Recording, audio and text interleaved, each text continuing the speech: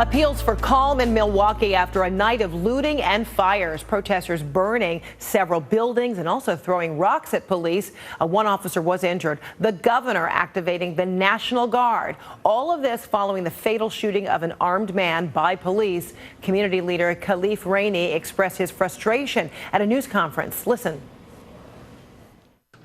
Something has to be done here in Milwaukee, Wisconsin to address these issues. The black people of Milwaukee are tired. They're tired of living under this oppression.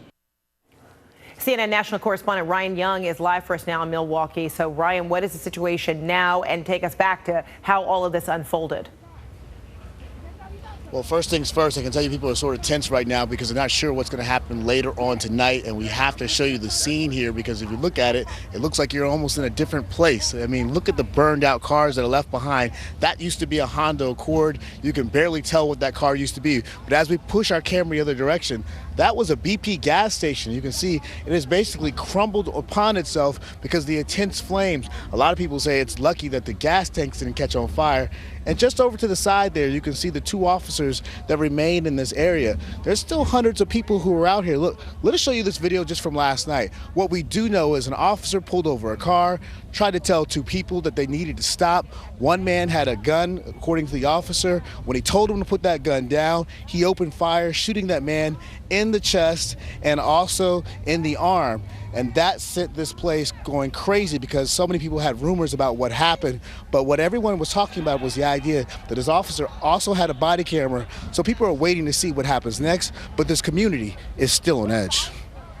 Our responsibility is to make sure the proper resources are in place to conduct a thorough and independent investigation, because obviously this is going to result in additional investigations and prosecutions, and again making sure that we have sufficient resources to address any additional arrests that come in throughout the evening.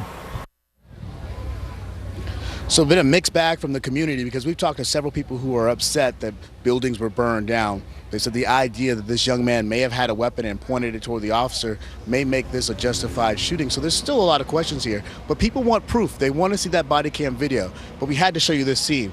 Look at the community gathering. There are several pockets just like this one where more than a dozen people are gathering to have a conversation about what's going on. People believe that tonight will be another night of protest. They're hoping for not another night of unrest. And as you can see, the damage that's been left behind, this community obviously has a lot of questions that they're still going to have to answer.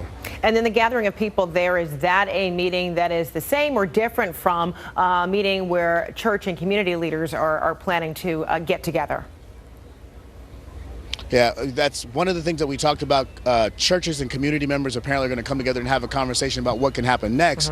But talking to the people who are community leaders here, they said last night was really run by young people who weren't a part of the movement. So the idea, you just had pure anger, and they were upset about how they felt like they've been treated by officers for years. That sort of just exploded on the sidewalks here. All right, Ryan Young, thank you so much from Milwaukee. We'll check back with you. Appreciate it.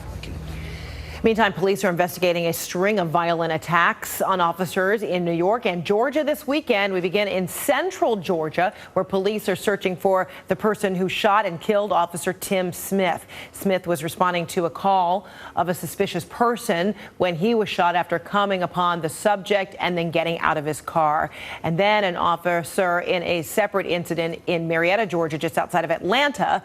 Well, that officer was shot and is expected to survive. He and two other officers were responding to a car break-in when one of the two suspects opened fire. Officers wounded one suspect who is expected to survive. And then in Long Island, New York, an officer is recovering from surgery after being stabbed in the face while responding to a 911 call. Police say the suspect, Mark Curraway, was armed with knives when he slashed the officer. Another officer shot the suspect, who is in critical condition. All right, straight ahead.